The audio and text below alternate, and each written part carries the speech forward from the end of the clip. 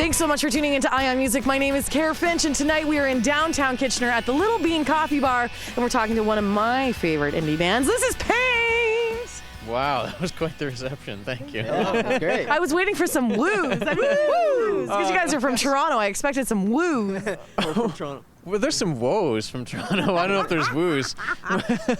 So, okay, Paint, how long have you guys been a band? Well, Paint really kind of started in Vancouver in 2008. Wow. And Vancouver is a very difficult city to tour because everything is so spread out. You drop a pin in Vancouver to your nearest tour stop and it's 10 hours away in Calgary. You do that in Toronto and you can hit 25 different cities if you can't go into the States. So it just was a matter of practicality. I was the only one that could actually make the plunge to pick up my whole life and move all the way across the country. But I lived back and forth between Toronto and Vancouver anyway, so it was okay. And I honestly think I put out one record and we put out another record, and I think that it was just this 4-year process of trying to be as great as we were when we first started, and I think we're finally there again, and we're better than that. That's encouraging. That's encouraging. It took so long though, but you just you take for granted how much impact the personnel of your band makes. Right. You think you can just throw anybody in and it's going to be fine, but it takes the right mix of personalities on stage and off to make it work.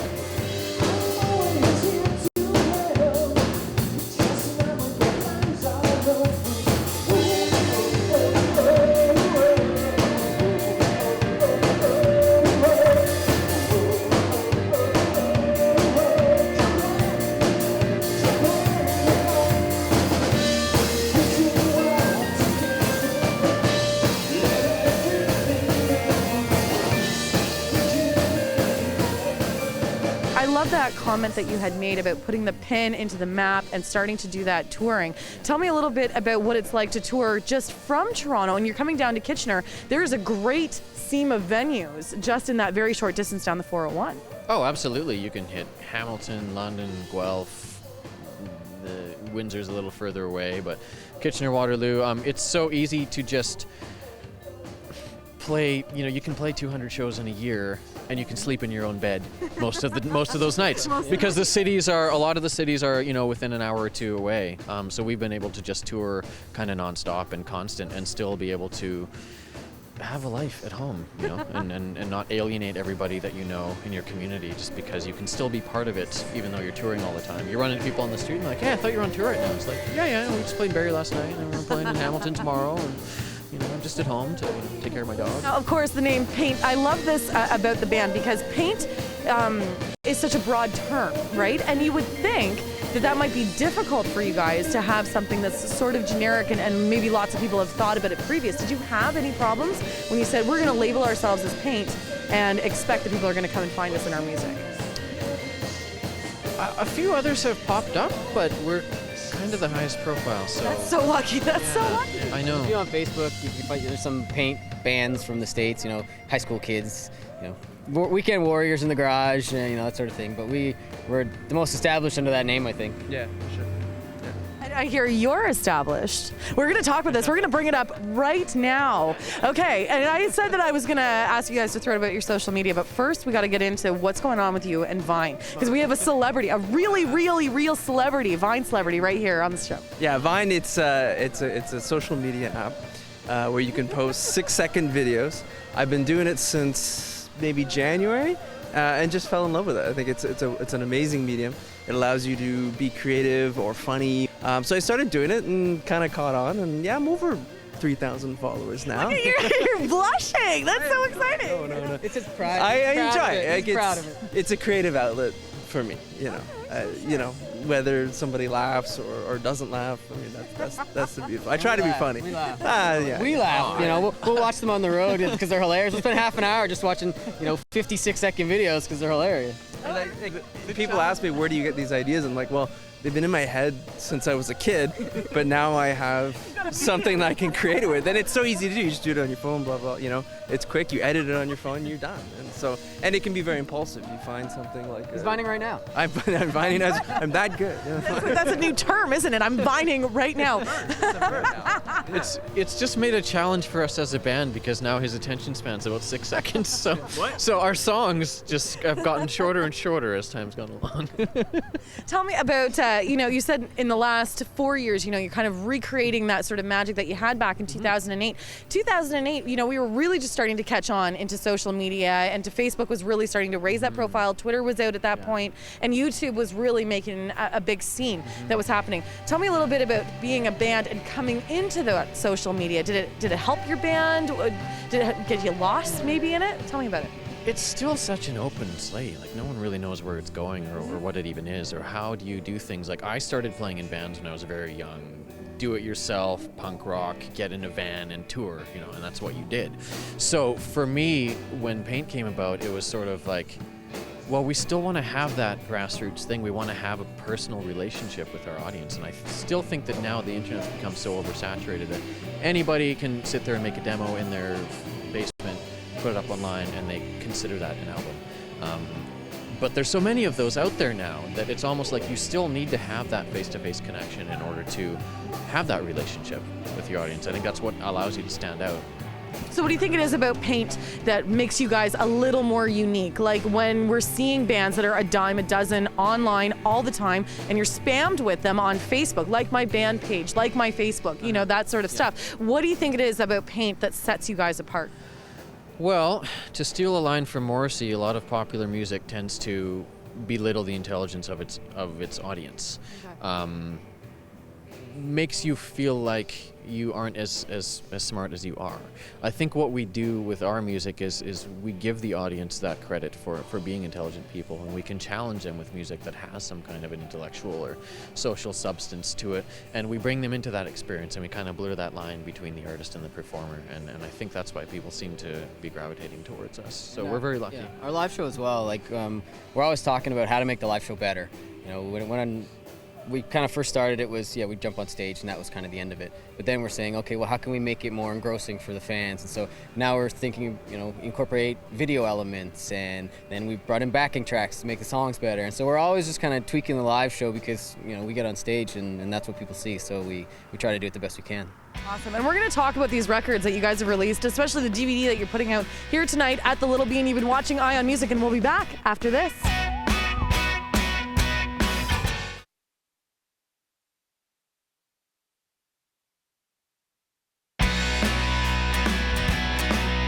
Welcome back to I.R.S. Music. My name is Care Finch. Tonight we're in downtown Kitchener outside of the Little Bean Coffee Bar, and we're talking with Paint. Woo! All right, we're learning. Paint, of course, from Toronto, independent band. I thought you guys were a four-piece at one point. Were you a four-piece at one point? We still are a four-piece. Okay, well, we're just missing someone. And tonight you're releasing a DVD, and we said before the break that we were going to talk about these albums that you guys have put out, and of course the DVD tonight. So let's get started in the history. What was the first record? First record was called Can You Hear Me, and we put it out in 2009. Okay. And that was actually recorded with the lineup in Vancouver just before I left, as sort of a record of where we were at that point. We toured that one, and then I met Ian Smith of the band Spirits, who's a local celebrity around here. He sure is. And I was just fanboy for Spirits. I saw them at Canadian Music Week. They completely blew my mind. I went straight to the store and bought their record, and we got to open for them at the Boathouse in Kitchener that September. This would have been 2010, I think. Turns out, I didn't know this, Ian's a songwriter, a producer, an engineer, a super multi-talented one of those guys, and he just really liked us. He said he liked our songs. He invited me over to his place to do some co-writes. And we just struck up this relationship. So when it came time to do our next record, there was no other option. It's like, we have to do this with Ian Smith. Right. So I moved out here to Kitchener for the period that we were doing the album. In fact, I would walk along, the street every day for that period. Could go and work out, and then go and have breakfast, go by the coffee culture, and have a drink, and then go to Ian's place. And so we made that record, and then we set out on this very ambitious path to make a music video for every song on that album. Wow, how many songs were on the album? 10. Wow. So tell me about the songwriting part of it. Now, you said you did some co-writes with Ian, but when you're working together as the band, do we have a primary songwriter, or how does that happen for you guys? Yeah, Rob writes most of the stuff. He'll do most of the lyrics and some of the music, and I'll write some of the music. Or, even recently Devin, he just put up, I think it was a Vine. And it was a Vine of this just sweet short little drum riff, and we said, oh, we got to write a song around that. So, Rob is the primary, but we all pitch, or he'll come with an idea, and then we'll make it our own. Okay. And then, so it's not just Rob being the guy, we're a band, so we all kind of try to do our part. I don't like being that. The only thing for me that's usually completely in my hands is writing lyrics. Okay. I think that's my voice, and that's what I really bring to the band. And but everybody has license to bring in whatever they want, their own parts, and suggest things. There's no real kind of control around that. It's really a collaborative effort when it comes down to it in the end. As a songwriter, though, I can only imagine how big the catalog has gotten at this point. And I love asking the question about how you whittle it down to the 10 tracks that make that final cut on the record. How does that work for you guys? Democracy? Oh, boy. Yeah. It's always different, I guess. It's like, because you could have 15 songs and we'll all agree on which ones are the best, and the other ones, we'll play them live, but they might be B-sides later on. But then, you never get rid of a song, but then there's some that we might disagree and say, well, I think this one should be on, and you think that one should be on, and you gotta talk it out. And now, with you guys, you do so much touring, I have to ask then, you must be retooling maybe some of the songs that you've written years ago and bringing them out live and getting people's reaction from it. Tell me about that. Some songs that maybe wasn't too hot about on the record, the more we play it live, that's when you really get to sort of get to the heart of the song. Mm-hmm. I think we make a point to stage test everything way before we record it, because you never know. Like, you might think that this part's really great, but in that bridge everyone goes out for a smoke. It's like, maybe it's too long. So I think stage testing and really gauging the audience's reaction and seeing how it plays out, because you never really know what a song means or even what it's about, until you have been able to experience it and share it and make it less your own, and make it belong to the audience a bit more, and then have them relay that back to you and see how it goes. And some of these songs were written when I wasn't in the band as a guitar player, so they were written with, Mandy and Paula, and so, they play their way and I play my way. So even though, I have the music and I can figure it out, the way I play it, Rob commented the other day, he said, I never noticed how you play that riff, because he played it totally different, and, so we make it, even though it's an older song, we can make it our own still. And I can imagine then, if you're doing this much touring, that you must be getting some requests. Do you ever get that oddball one from maybe the first album that people go, I want to hear this? Does that happen? Sometimes during the set, but I've had a few things afterwards where we'd finish and it was someone that maybe had seen us a bunch of times every time it came through, and they're like, you didn't play Strangers tonight, And it's weird. Which is funny, because they actually tracked the log on our website where we did this breakdown of how many times we played each song at every show, this ultimate nerd thing, and it was yes, at 200 whatever shows we played Strangers 164 times, and they happened to be at one of those shows where we didn't play it, and they kind of got upset about it. They're like, it's weird. Why don't you close with Home tonight? They'll come back to the next show because they want you to play that song. We do it. It's a marketing ploy. It's all marketing. Yeah. Tell me about the audience reaction then when you guys are going out and playing shows. When they come out here, what can they expect from a Paint show? Because I know you were saying that the live shows are so important to who you are as a band. Apparently some people come to see my dance moves. Oh, can you show us some right now?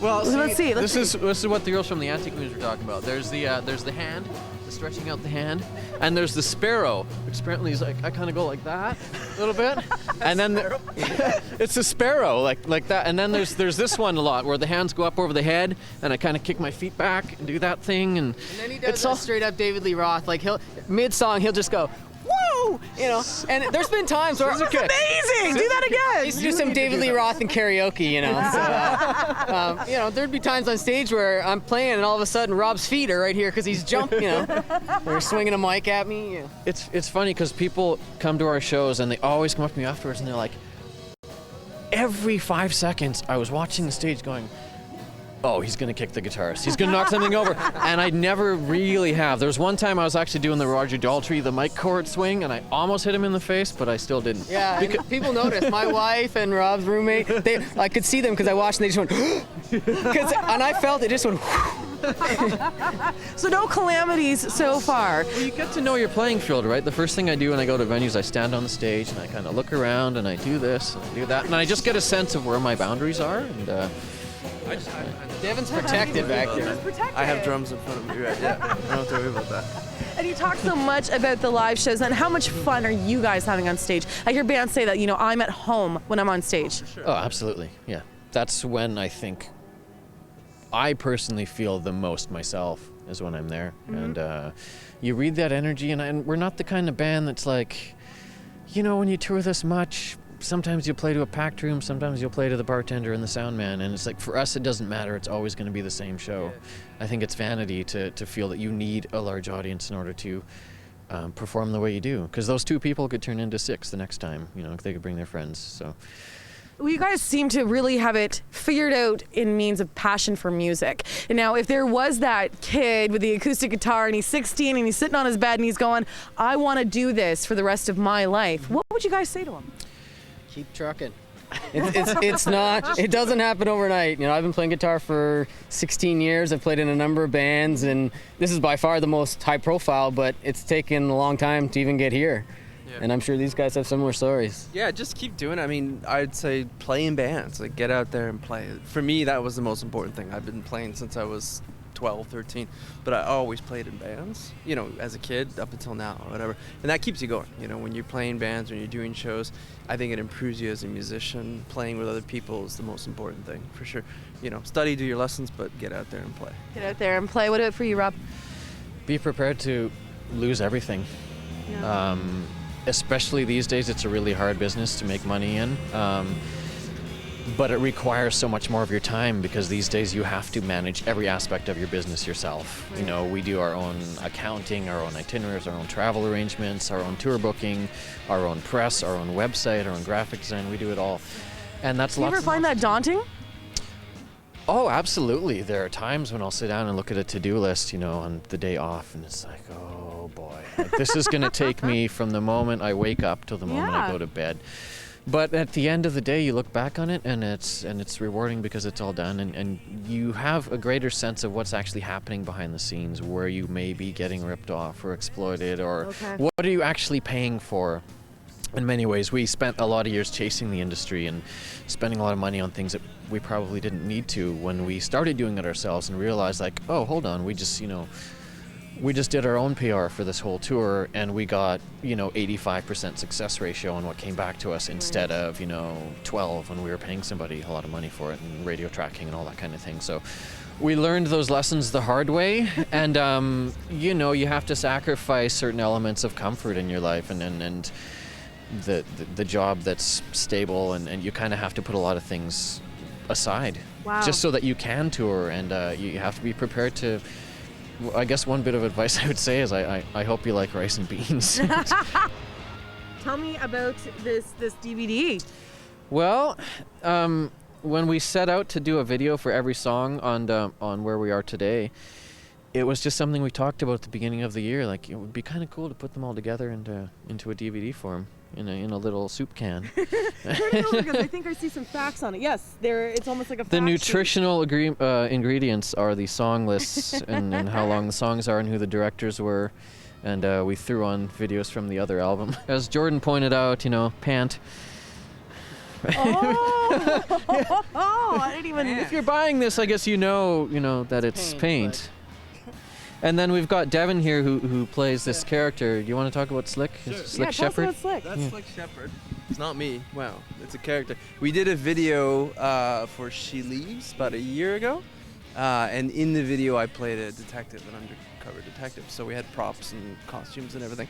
And this badge that I'm holding was like a prop badge, but inside it said Detective Slick Shepherd. And that's all I needed. I just heard that name, and then I kind of adopted this guy who would be called Slick Shepherd, this detective, shady past. So this is you. That's me. Yeah. All right here. Can we see this man? Look, you're very handsome. Oh, thank you. Yeah, you are. He's the president of the David Caruso fan club. That's what I call a killer party. Sounds like a boomerang video shoot all over again. And of course, we've got some support here tonight at the Little Bean, and we're going to talk with the guys who are joining you tonight on stage. More with Paint right here on Ion Music, and we'll be back after this.